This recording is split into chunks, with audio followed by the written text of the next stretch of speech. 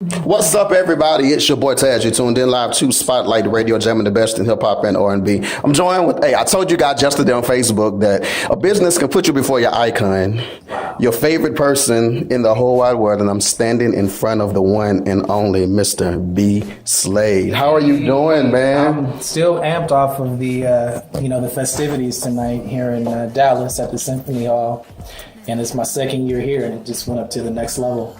This year was crazy. This year was ridiculous. So I'm going to get to all that, but I'm going to let you guys know after the first song that this man done, I thought we were breaking out into revival. Me too. You leave the microphone, you run back to it, you leave again, you run back to it.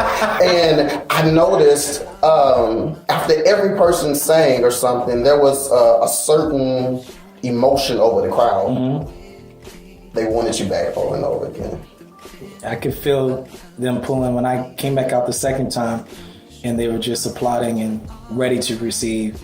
It just, it's a good feeling. I've been on both sides of it. I've been on the side where they didn't want me there. Yeah. So to be in a place where the people actually, you could feel they were pulling on me. Yeah. And so when the crowd does that, it does one of two things. It either makes you go to the next level or it makes you recant everything that you thought it was going to be. Right. A lot of times you never know. Yeah. I don't ever go into a situation saying, I know exactly what's going to happen. Right. I just do my best and I act like it's my last time every time because it could be, What is it about you as a person that make you so approachable? Because I've been around to speak with a lot of people and they're not as approachable as you or social. Why is it important for you to be you but still be touchable? Well, the reason why that came about is my parents. My dad particularly was a people's person. He was always in a leadership position, but he understood where everybody was coming from. Right. It didn't matter if they were rich, if they were poor, if they were saved or unsaved, they were black or white.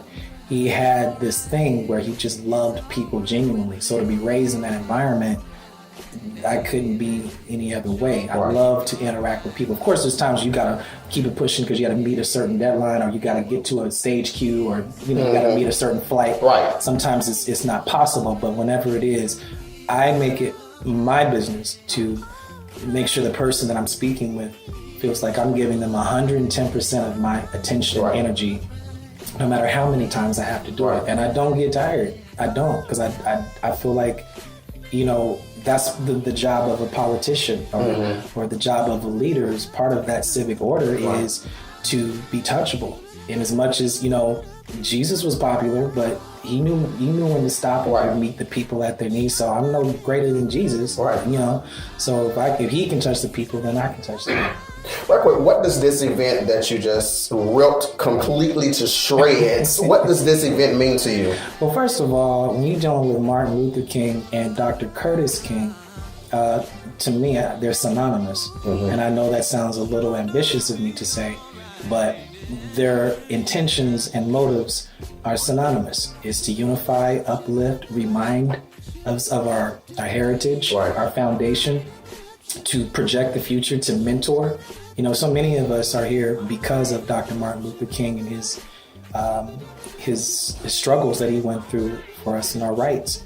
And we're still dealing with many of those same challenges today. So art and music have always been the best platform to unify people and ignite people and to inspire people. And to see so many different age demographics represented tonight. It wasn't just a young people thing or a baby boomers, old folks thing or an adult thing. It was a community effort by all black folks. That's just incredible to me. And you can't be around that and not, feel like, hey, it's a blessing. Yes, all of us in our solo talents and arts and careers, of course, that's awesome. But when you can move past artistic ego, you can move past what it is that you want out of the situation and see the bigger picture. When you come together, when that collective energy comes together, it raises the vibrations of an entire room. We have to remember this wasn't just this room. This is going to go out to millions of people. So us coming together doing the right thing, if this in some small way can make a dent in what we're experiencing under this current administration, then I feel like I'm doing my job, and that's what Dr. King and Curtis King also wants to accomplish. And I think we did it even more so this year than last year. I think the anticipation was higher. Yeah. The crowd had a different energy this year. It was just a completely different set of rules, anticipation, interaction. The crowd was way more interactive. The choir was impeccable. The college kids came and joined in with the choir, so it just brought the level of the choir up to another level. It was inspiring, and the choir loves me, I love them. The musicians love me, I love them. And we built a rapport, and that's the key. People can feel when you just throwing something together and you can't stand each other. What they're feeling is that we actually do care for each other and want to do this thing collectively, Right.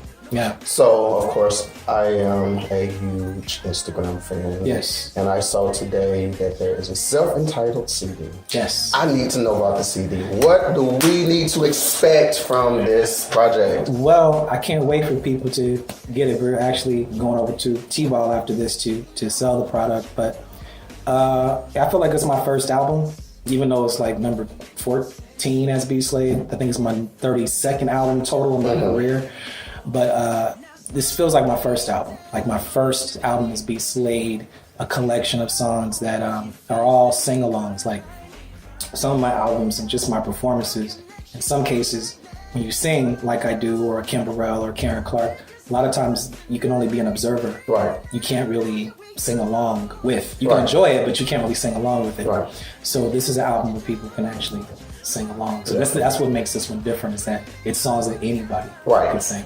Yeah. Well, I definitely admire the gift that is BSlade. Thank you. I will support you forever, ever. I literally sing your music in church and play your music as often as possible. You're probably one of the main reasons why I found church fun. Wow. And found it interesting. That was my goal.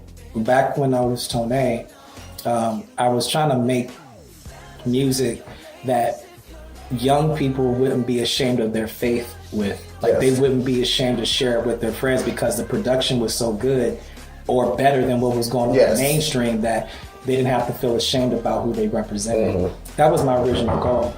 And that's why I feel like the brand of Tone was so effective, but still limited, because I wanted to sing about not just my faith, but my entire life. And unfortunately, in the gospel genre, you're very limited as to which subject matters you can and cannot tackle. True.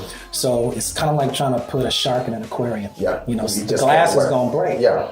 So now I'm out in the ocean. I haven't lost my faith. A lot of people think I've abandoned my faith. I've actually expanded my horizon. My ministry is that much more expansive and provocative because I can speak the truth. The truth is whatever's going on, and it's not always pretty. Right. And it's not always clean. Sometimes it's detailed and explicit, and it needs to be addressed. And as many people in the church, they'll be like, oh, well, you saying this and that. I said, well, I'm just saying out loud what you're doing behind closed doors. This is very true. So I'm that dude that's not afraid to address it and put a dope beat behind it. And hopefully you can enjoy it, be entertained, but also educated, inspired, motivated. So you put the dope beat behind it, but man, when I look at the Janet Jackson video and I look at you, I promise I think I'm looking at the same person. Oh, man, well, that's who I studied. Janet more than Mike. Janet always had dance moves that were always like more in touch with the streets. I mean, Mike is, you already know, he's like a legend, king, and a performer.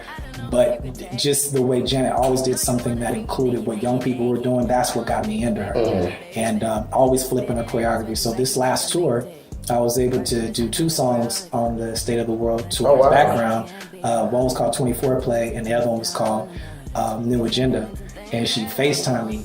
And that was a dream come true. What you say you feel about me, that's how I feel about Jan. And just to know that she's aware of my gifts and utilize them for her tour. And it's a dream come true. Ending with one of my favorite videos that you have out now that you've done of Janet Jackson. Friends come and friends may go. Yeah, all right. That whole entire situation. I probably, whenever I first watched it, watched it like 20 times. Man, because the swag of it was just like really relaxed. I got a Corona. I'm sitting on the couch. I'm playing keys. My dude Lucrative produced that. I co-produced with him. I wanted a very simple black and white video. Jimmy Jam and Terry Lewis loved it. Wow. Reposted it. Gil Dudelau reposted it. They're all aware of it. They love the covers, and you hope that they like it. Right. There's no guarantee, but You can cover Barney, I love you, you love me, and the word on like it, man. What you talking about? But look, I'm not gonna hold y'all know we gotta go to T-Ball. I'll be over there and I'm buying this project because we need it for the radio. It's everywhere too. I have clean versions and explicit versions. I want radio version, I'm not gonna lie. So me too. That's why I like it. But it's available everywhere. Tidal, Google, Amazon. You can actually get the CD too, because a lot of people don't do CDs anymore. And you can find me at BSlade now. That's on Snapchat. That's on Twitter. That's on IG. That's my website. So BSlade now is BSlade. I named it BSlade now so people can quit calling me Tone. It's BSlade now. BSlade now. Okay, all right. It's been 8 Why years. the soda can? Well, first of all, when you look at that can, it's not about my picture, it's about the product. And when I think of red and yellow, all the products that have been around that are household names such as McDonald's or Tower Records or Shell Gas or Arm & Hammer or In-N-Out Burgers. Those are all red and yellow. Yeah. It's like the most brilliant marketing colors that you can have to make people stop and pay attention. And because it's a soda can, once you drink this album, it's like Coca-Cola. You know what you're getting. You know what I mean? Love the concept. Yeah. Anyway, everybody, it's your boy Tazz. You tuned in live to Spotlight Radio. I'm with my icon, and he my mentor and don't even know it, Mr. BSlade. We'll be right back with some more good music.